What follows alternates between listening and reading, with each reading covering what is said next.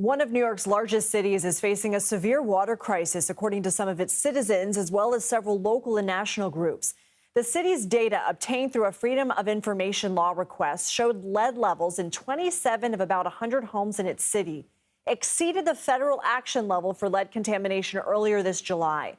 In response, a group made up of medical providers, residents, and national organizations submitted a letter urging officials to address what they describe as a, quote, drinking water safety crisis.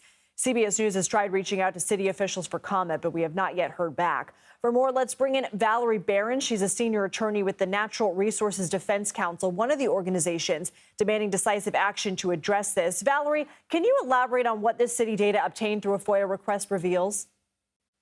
Sure, thanks for having me. Syracuse is facing an urgent public health crisis, and the community needs immediate action to get the lead out of their drinking water. We have seen the data, and the lead levels in Syracuse are among the highest we have ever seen in a major city.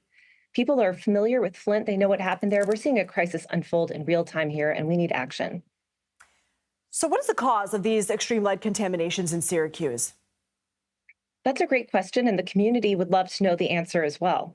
The city has known for a while that there have been flags in the testing data. They've been skating just right under that federal limit. And the test results that we're speaking about today, well, those tests were collected back in June, but we don't have answers.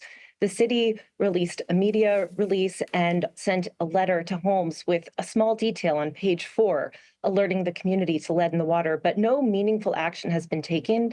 And there are emergency responses that the community needs in order to be safe. What are you suggesting needs to be done?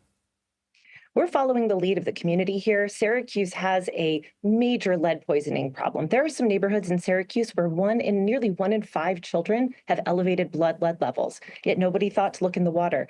The city has been saying, even recently, that the water is safe.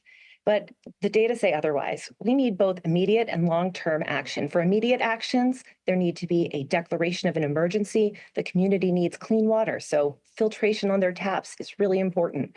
Infants need premixed formula. Children need access to blood lead testing and treatment. And in the long run, we absolutely need those lead pipes to come out of the ground safely and effectively in order to protect the community. And the best way to do that is to involve the community in the plan. Remind us why this is so dangerous and who's most at risk.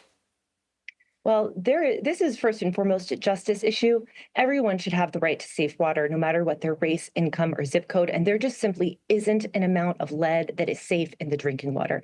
Even tiny amounts of lead can cause irreversible damage.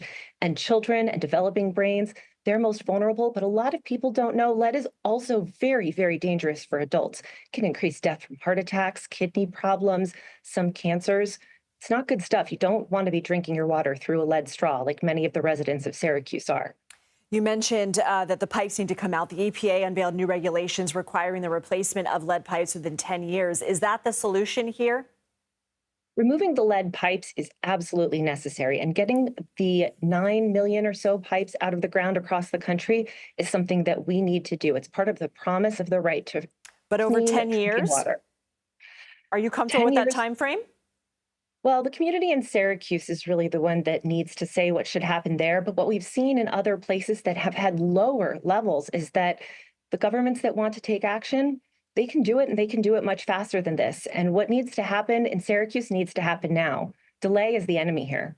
Valerie Baron from the Natural Resources Defense Council, thank you for your time. Thank you.